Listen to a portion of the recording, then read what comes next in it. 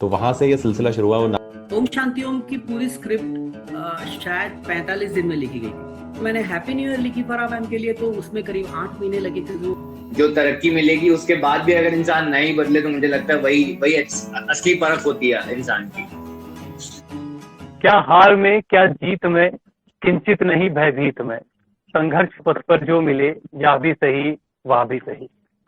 संघर्ष हर व्यक्ति के जीवन में आता है और कोई इसमें बिखर जाता है तो कोई निखर जाता है, पर जो इससे निखर जाता है उसकी दुनिया बहुत अच्छे तरीके से सराहना करती है। आज हम आपको एक ऐसी शख्सियत से रूबरू कराने वाले हैं जिन्होंने बॉलीवुड में अपने छोटे छोटे किरदारों से दिलों में बहुत बड़ी जगह बनाई है। 2003 में आई फिल्म हासिल से बॉलीवुड में शुरुआत करने वाले ब्रजेंद्र कारा जी, जिन्होंने पीके, अग्निपथ, महेंद्र सिंह धोनी, जब वी मेट, बंटी और बबली, भूतनाथ, पान सिंह तोमर, जॉली एलएलबी 2 और गुलाबो सिताबो जैसी बहुत सारी ब्लॉकबस्टर फिल्म की हैं। अगर मैं इनके नाम गिनाने बैठ जाऊं तो शायद जो मेरा इंटरव्यू का समय है वो इसी में निकल जाएगा। इन्होंने बहुत ज्यादा काम किया है बॉलीवुड के लिए। सर, बहुत बहुत स्वागत है आपका वेब टॉक शो में। नमस्कार। बहुत बहुत शुक्रिया, बहुत बहुत धन्यवाद। बहुत बहुत शुक्रिया आपका कि आपने अपने इतने बिजी समय से हमारे लिए समय निकाला। बहुत बहुत शुक्रिया आपका। जी, बहुत बहुत धन्यवाद। सर, ये कोरोना का समय चल रहा है और दूसरी लहर जो है दौड़ चुकी है बहुत बुरी तरीके से, तो इसका सामना आप कैसे कर रहे हैं और किस तरीके से आपको ये इफेक्ट कर रहा है ये कोरोना जो सेकेंड वेव आई है इसकी? मैं इस वक्त उदयपुर में हूँ। मैं इस वक्त घर पे नहीं हूँ जी। और उदयपुर में एक होटल है ब्लू फेदर, तो वहां पे रुका हुआ हूँ जी। मेरी शूट चल रही है यहाँ पर। और कल सैटरडे था, आज संडे है, लॉकडाउन है जी। कल फिर वापस रिज्यूम होगा। कल फिर से हम लोग शूट करेंगे और होपफुली 2 दिन के बाद फिर मैं वापस अपने घर मुंबई चला जाऊंगा। तो अब जहां तक ये जो कोरोना की जो दूसरी लहर है, जिस तरह से हालात बने हुए हैं देश के अंदर, पूरी दुनिया के अंदर, ये मतलब पिछले वाली लहर से बहुत खतरनाक है। बिल्कुल। और क्योंकि मैं लोगों से वादा कर चुका था कि हाँ उनका काम है, अदरवाइज मैं घर से बाहर नहीं निकलता। बिल्कुल सर। क्योंकि 19 मार्च को हमारी बिल्डिंग सील हो गई थी बॉम्बे में, और मैं और मेरी पत्नी, हम दोनों वेस्टर्न होटल है वहां चले गए थे, क्योंकि मेरे को करीब 4-5 शूट निपटाने थे जी। और तब से लेकर के अब तक जो है हालात बहुत बिगड़ चुके हैं। इससे पहले कि कुछ और देर हो, हालात और ज्यादा बिगड़े हैं। ऊपर वाले से प्रार्थना है कि हम सुरक्षित अपने घर चले जाएं करीब करीब 21 तारीख के आसपास। और बस यही है कि मास्क, सैनिटाइजर, परहेज, एक दूसरे के करीब से भी ना गुजरना, मतलब जैसे तैसे करके हम अपना शूट निपटाने की कोशिश कर रहे हैं। बिल्कुल बिल्कुल सर। बहुत ही खराब हालात हैं। और सबसे बड़ी दुख की बात क्या है कि हमारे आसपास के बहुत सारे लोगों को या तो कोरोना हो गया है या आसपास कुछ लोग जो हैं दुनिया से चले गए हैं। तो ये बहुत भयभीत कर देने वाली और बहुत ही डरावनी सी स्थिति पूरे देश में भी बनी हुई है। जी। तो इसमें बस हमको यही करना है कि मतलब कैसे भी करके सुरक्षा का भाव लाना है, दूसरे को संभालना है, और मतलब ऐसा कभी भी नहीं करना है कि कोरोना से डरने लगे। बस हम अपने दिल को बहलाने के लिए कि मतलब कि नहीं, कोरोना से नहीं डरेंगे हमको कोरोना से डरना है, क्योंकि कभी हमें परहेज करना है। जी। जब तक हम, क्योंकि ऐसा नहीं सोचेंगे, ऐसा नहीं समझेंगे, तो हम क्या करेंगे कि हम ढील बरतेंगे, जिससे कि हमारे इर्द गिर्द आ सकता है कभी भी। और वो है, वो हवा में फैल गया है, वो वायुमंडल में घूम रहा है। तब कैसे भी करके एक टाइट मास्क कैसे भी करके उसका इस्तेमाल करें और जहां भी मैक्सिमम मास्क में रहे। बिल्कुल। और अभी भी मेरे पास ही यहाँ पे रखा हुआ है, क्योंकि जी जी, मेरे पास भी यहाँ पे कभी रखा भी हुआ है। होटल में कोई भी कर्मचारी आता है, कोई आता है, तो तुरंत लगाना पड़ता जी है। हाँ, जी जी। क्योंकि तुरंत लगाना पड़ता है। बहुत खराब समय चल रहा है और इस तरीके इस समय पर घर से बाहर निकलना बिल्कुल खतरे से खाली नहीं है। पर आपकी सराहना करनी चाहिए हमें कि आप एंटरटेनमेंट के लिए और हम सब के लिए आप मेहनत कर रहे हैं लगातार इतने कठिन समय में भी।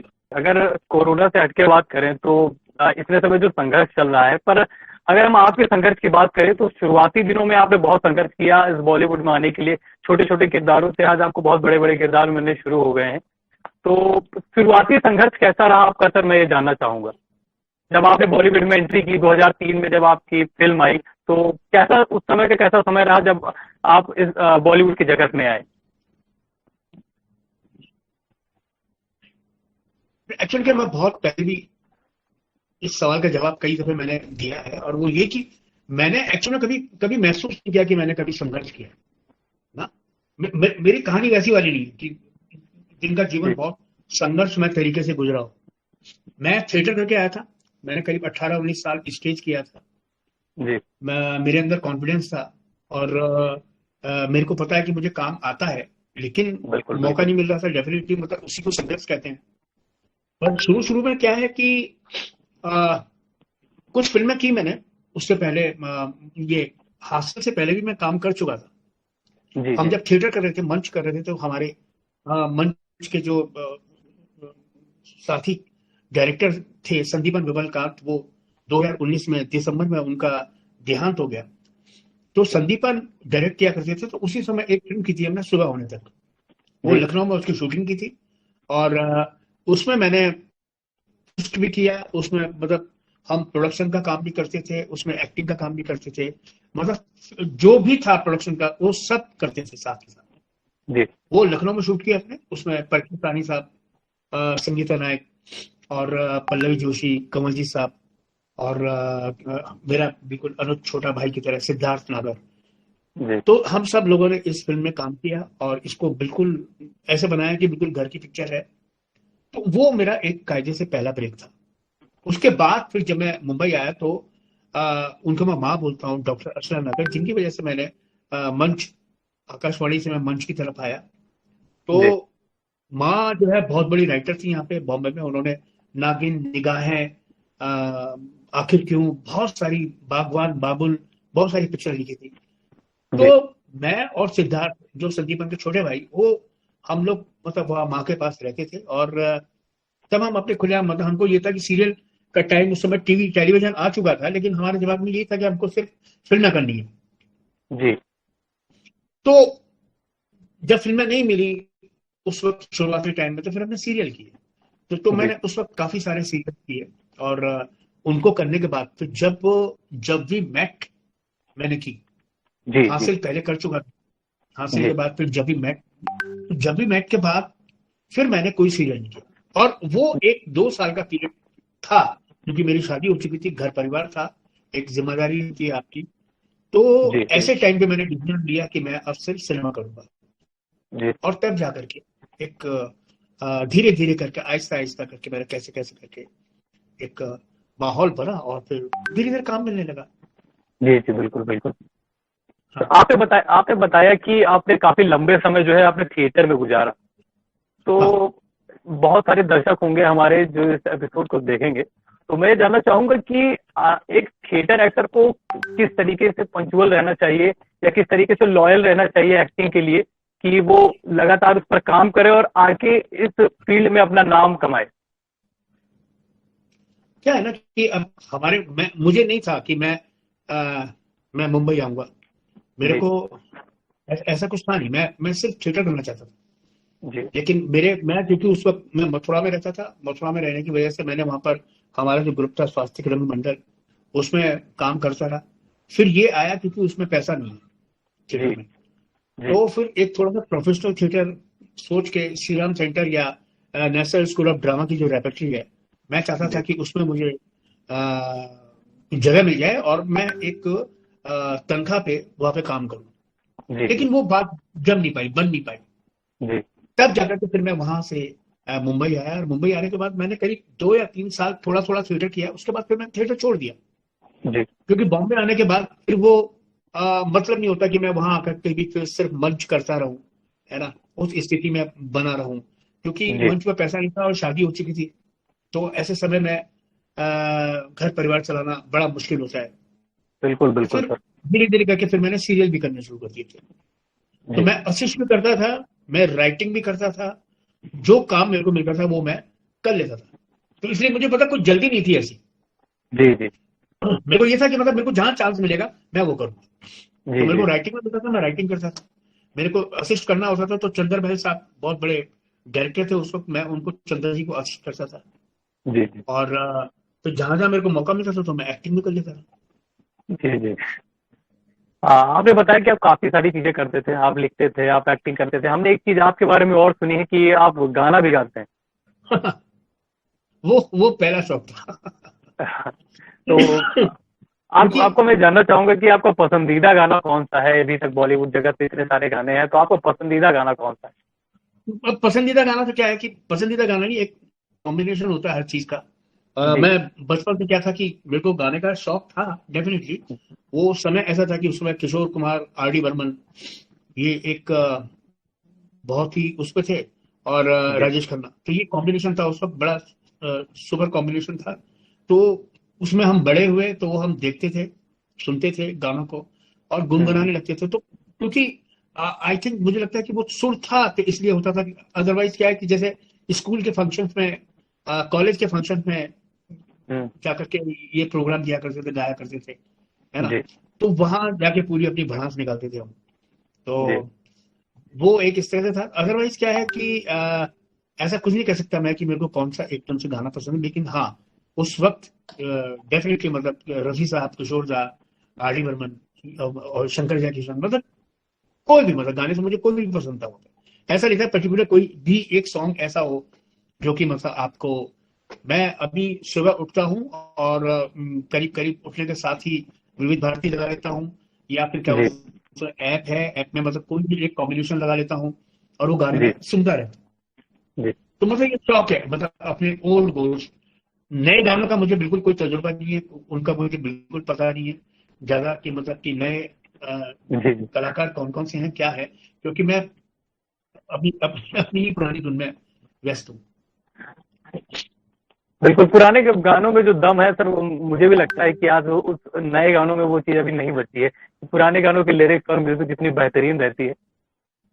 नहीं, हाँ मतलब ऐसा नहीं है कि मतलब नए गानों में बहुत मेहनत हो रही है। मतलब अगर 10 गाने नए बनते हैं तो उसमें कम से कम 2 या 3 ऐसे निकलते हैं जो कि जो आपको पुराने रहते हैं। इंटरेस्टिंग लगेंगे। ऐसा पुराने जी टाइम में भी जी होता था। जी हाँ, ऐसे पुराने टाइम में भी होता था। लेकिन अभी क्या जी है कि पुराने गानों का का कलेक्शन इतना सारा है जी आपके दिलो दिमाग में, तब से लेकर के मतलब अगर मैं 60s के सॉन्ग्स, उससे भी पहले के सॉन्ग्स भी अगर मैं काउंट करूं, तो जी तब से लेकर के और 80s 90s तक जो है, जिस तरह का एक कलेक्शन है, तो वो मतलब इतना सारा कलेक्शन है कि उसमें जो गाने आपको अच्छे नहीं लगते हैं, है ना, तो उनको अगर छोड़ दो या उनको भी आप एंजॉय करने लगते हैं बाद में, क्योंकि आपने वो ज्यादा सुने नहीं होते हैं। और ज्यादा क्या होता है कि जो गाने आपने बहुत सुने हुए होते हैं, तो इतने सुन लिए होते हैं आपने कि मतलब अब ऐसा लगता है कि थोड़ा सा ऐसे गाने भी सुन लो जो आपको पसंद नहीं थे। जी जैसे जी मैं बताऊं, जैसे ये बचपन में उस क्या था मेरे को, किशोर आड़ी, इस तरह के सॉन्ग जो था, मेरे को किशोर दा के सॉन्ग बहुत अच्छे लगते थे। मैं उस समय बहुत ही सुनता था और गाता था। इस ऐसा ऐसा नहीं कि मतलब रफी साहब को भी मैं पसंद करता था, लेकिन जी जी किशोर दा को बहुत पसंद करता था। लेकिन जैसे जैसे मैं बड़ा हुआ और एक उम्र की तरह अभी जिस पड़ाव में मैं आ गया हूँ, जी जी तो अब जाकर के मुझे मतलब योगदान सुनता हूँ, लेकिन कम इसके बाद मेरा जो एक नजरिया है, बिल्कुल रफी साहब, तलक महमूद, हेमंत दा, मन्ना डे साहब, तो जी ये एक पुराने सिंगर जिनके बहुत पुराने पुराने गाने हैं, जिनको सुन के ऐसा लगता है कि बचपन का कुछ कुछ कुछ कुछ आपको दिखाई देने लगता है, कुछ कुछ आपको महसूस होने लगता है। हर गाने में कुछ ना कुछ मेरे को अपना बचपन का कोई बिल्कुल भी एक बिल्कुल हिस्सा जी ध्यान में आने लगता है। जी। अगर सर किशोर जी की कोई आपकी दो लाइनें आपके आवाज में सुनने को मिल जाती है हमें।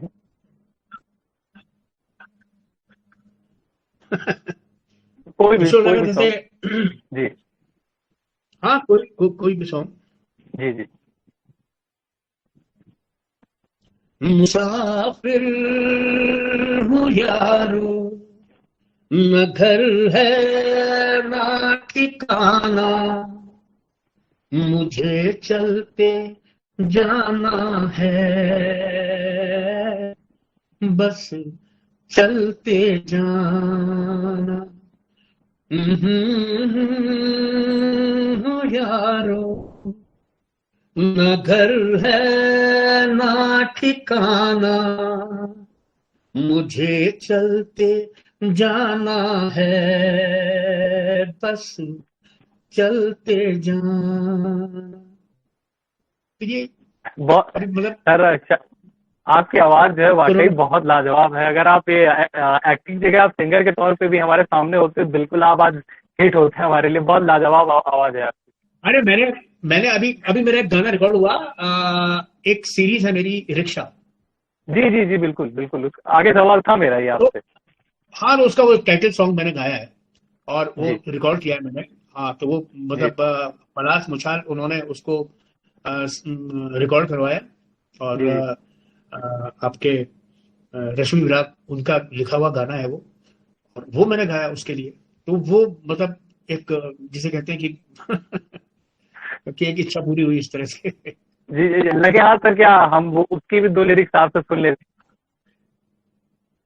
अब उसके लिरिक्स में एकदम दिया, तुम सुनना उसको उसमें। जी जी एपिसोड देखना उसका, वॉली फेम करके एक ऐप है, उसको डाउनलोड करोगे तो मतलब फर्स्ट एपिसोड सेकंड, 2 एपिसोड उसके आ चुके हैं।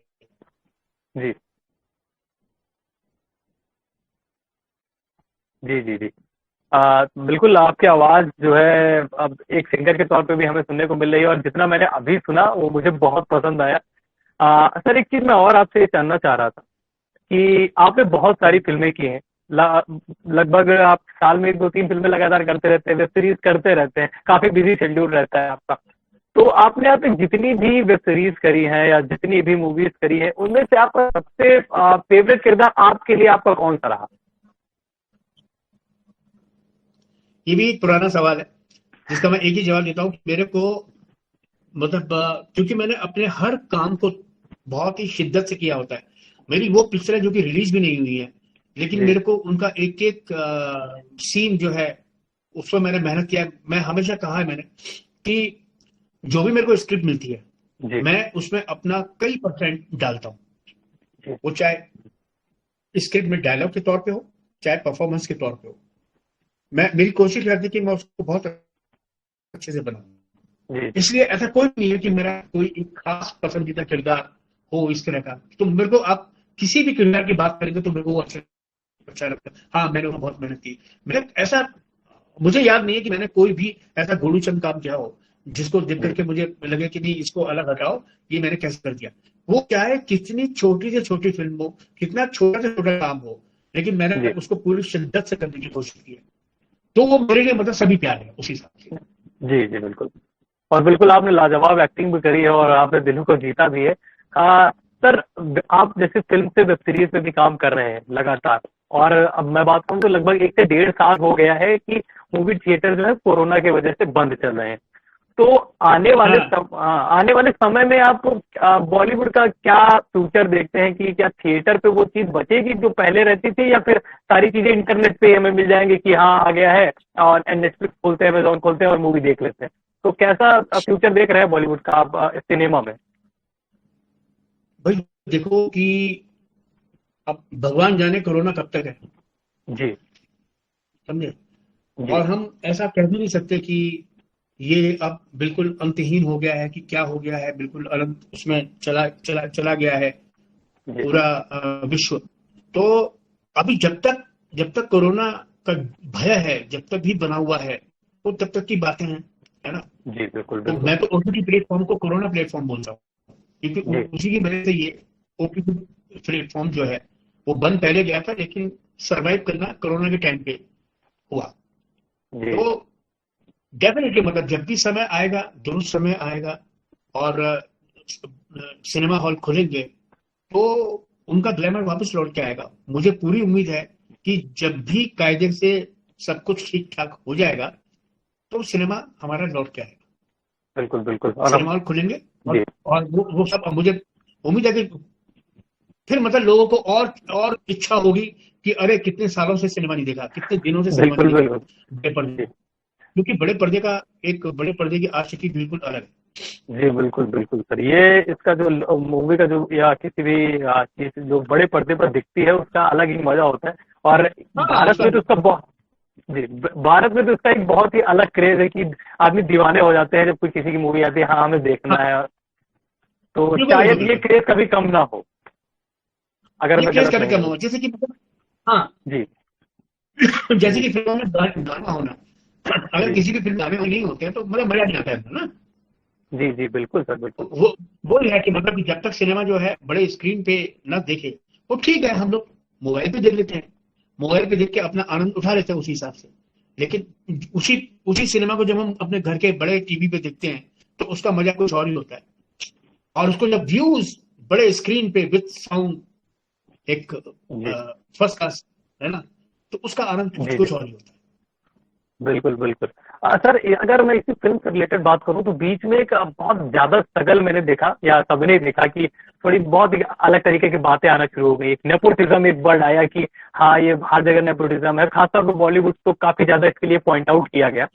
आपने बहुत काम कर रखा है बॉलीवुड में, बहुत एक्सपीरियंस है आपको, तो आप इस परिवारवाद को किस नजरिए से देखते हैं? क्या ये आपकी नजरों से, या मैं आपकी परिभाषा जानना चाहूंगा इस नेपोटिज्म के बारे में। नेपोटिज्म की कोई वैल्यू नहीं है। जी नेपोटिज्म, अगर आपके अंदर टैलेंट नहीं है, वो नेपोटिज्म कहीं भी काम नहीं कर सकता। जी समझे, अगर आप में गट्स नहीं है तो नहीं। अभी आज की जी तारीख में नेपोटिज्म के हिसाब से अगर हम उन बच्चों को उनका नाम गिनाते हैं, नेपोटिज्म शुरू कहाँ से हुआ? अगर मैं कहूँ कि आर डी बर्मन आए, नेपोटिज्म नहीं होता आर डी बर्मन नहीं आते, है ना। जी अगर जी हाँ, तो अगर नेपोटिज्म नहीं होता तो मतलब कपूर खानदान का इतना अच्छा टैलेंट सामने निकल के नहीं आता। ठीक बिल्कुल है, बिल्कुल। लेकिन उनमें दम था, उनमें टैलेंट था, तो वो लोग सामने आए। और ये कहीं भी हो सकता है, मतलब ये आपका डॉक्टरी फील्ड में भी हो सकता है, ये आपका राजनेताओं के साथ भी हो सकता है। पॉलिटिशियन भी वही होते हैं ना, जिनमें दम होता है, वो धीरे धीरे अपना कैरियर आगे बढ़ाते हैं, वो उस तरह से काम करने लगते हैं। तो जी यही जी सेम चीज जो है हमारी फील्ड के अंदर है कि हम किसी को गर्दन पकड़ के सामने खड़ा नहीं कर सकते, उसको जबरदस्ती नहीं बना सकते। जी ये बिल्कुल। ये एग्जाम्पल भी है कि मतलब कि इतने सारे बच्चे हैं कई फेमस लोगों के, है ना, लेकिन वो सक्सेस नहीं हुए। वो सक्सेस नहीं हुए तो उन्होंने छोड़ दिया, उन्होंने प्रोडक्शन हाउस खोल लिए, उन्होंने कुछ और कर लिया। बहुत जी नाम है इस तरह के। जी जी तो नेपोटिज्म तो एक बहाना है अपने आप को बचाने का कि मतलब नेपोटिज्म की वजह से हमें काम नहीं मिल रहा ना, इसी वाली बात है। जिसके अंदर टैलेंट है उसको काम मिलेगा। तो मेरा कहने का मतलब यही है कि नेपोटिज्म सिर्फ एक बहाना है, ये कह करके कि मतलब उनकी वजह से हमें काम नहीं मिल रहा है या उनकी वजह से हमको सफलता नहीं मिल रही, है ना। जी कितने सारे जी जो भी व्यक्ति विशेष इस चीज के बारे में अगर बोलता है, तो आप जी जी सोचिए ना कि मतलब कि अगर उनको रखा जाता उस जगह पे, है ना, तो उस फिल्म की जी वैल्यू क्या होती, और जिन्होंने काम किया है उस वक्त उनके होने से उस फिल्म की क्या वैल्यू है। समझ रहे आप? अभी कह रहे जी हैं स्टार्टअप, मतलब हमने तो सोचा भी नहीं था हम इस फील्ड में आएंगे। मेरे को तो लगता था बिल्कुल। तिलस्मी नगरी है, इसमें मतलब तिलस्मी लोग आते हैं। पहले क्या था, पहले तो बहुत ग्लैमर था, समझे, कि जी मतलब जी हीरो तो खूबसूरत है, हीरोइन खूबसूरत है, विलेन भी उनको खूबसूरत चाहिए, जी उसकी हाइट होनी चाहिए, गुड लुकिंग होना चाहिए। जितने नाम तुमने देखे होंगे, सोचा होगा है, वो जी जी देखो तुम पुराने कितने भी लोग हैं, है ना। प्राण साहब का कौन था जो कि मतलब नेपोटिज्म की वजह से आए? अजीत साहब का कौन था जो कि नेपोटिज्म की वजह से आए? कितने सारे बिल्कुल लोग हैं यार। प्रेम चोपड़ा साहब कौन था? रणजीत साहब का कौन था? गुलशन ग्रोवर का कौन था? मतलब जी कितने सारे नाम हैं जो कि मतलब ये लोग जो कि इस तरह से आए, आगे बढ़े और इन्होंने काम किया। आप इधर जाते हैं आप तो शाहरुख खान, मतलब उनका कोई नहीं था ऐसा, है ना, वो बने। और भी बहुत सारे लोग हैं जिन्होंने कि मतलब इस तरह से अपना स्टेटस अपना बनाया और उसके बाद उनको सफलता हासिल हुई, है ना। जी जी बिल्कुल बिल्कुल। तो ये कह सकते हैं कि अगर टैलेंट है आपके पास तो आपको शायद कोई बढ़ने से रोक अगर नहीं सकता, कोई भी मुसीबत आपको रोक नहीं सकती। कोई नहीं रोक सकता आपको। जी आज की तारीख में हमारे पास कितने सारे हैं, आयुष्मान खुराना है, राजकुमार राव है, विकी कौशल है यार। अब किसी का किसी से कुछ भी रिश्ता निकल जाए, उसको आप नेपोटिज्म में थोड़ी घुसोड़ दोगे। बिल्कुल बिल्कुल बिल्कुल सर। हम्म, जी दम है आप तभी तो है। जी जी बिल्कुल। जी मैं एक और एक चीज जानना चाहूंगा कि आप बता रहे हैं कि जिस समय आप उदयपुर में शूट कर रहे हैं, तो हम अब कितनी जल्दी आपको दोबारा पर्दे पर देखने वाले हैं? यार कभी भी देख सकते हो, मतलब अभी क्या हो रहा है कि जी पता नहीं मतलब कौन सा काम आ जाए। तैयारियां तो हो रखी हैं। अभी जी, जी। बंदी बबली 2 है, उसको रिलीज होना है। 83 है, उसको रिलीज होना है। बात बहुत सारे काम हैं जो कि मतलब अभी आने बाकी हैं, है जी ना। तो पता जी नहीं मतलब कि अब क्या ओटीटी पे आते हैं कि ओटीटी के बाहर आते हैं। जिस तरह के हालात चल रहे हैं अभी हम, तो जी उसको देखते हुए देखो देखो क्या क्या क्या मानक बनता है। बिल्कुल सर। और आपने जिस तरीके से अभी तक काम किया है और आपने दिलों को जीता है लगातार, और हम आशा करते हैं और हमारी वेक्टॉस की टीम ये आशा करती है कि आप स्वस्थ रहेंगे और हमें भी लगातार एंटरटेन करते रहेंगे। सर बहुत अच्छा लगा आपसे बात करके, आपने अपना कीमती समय हमारे लिए निकाला, बहुत बहुत शुक्रिया सर आपका। Thank you so much, thank you thank you thank you thank you सभी को। सर बहुत बहुत धन्यवाद, बहुत बहुत शुक्रिया और बहुत बहुत आशीर्वाद।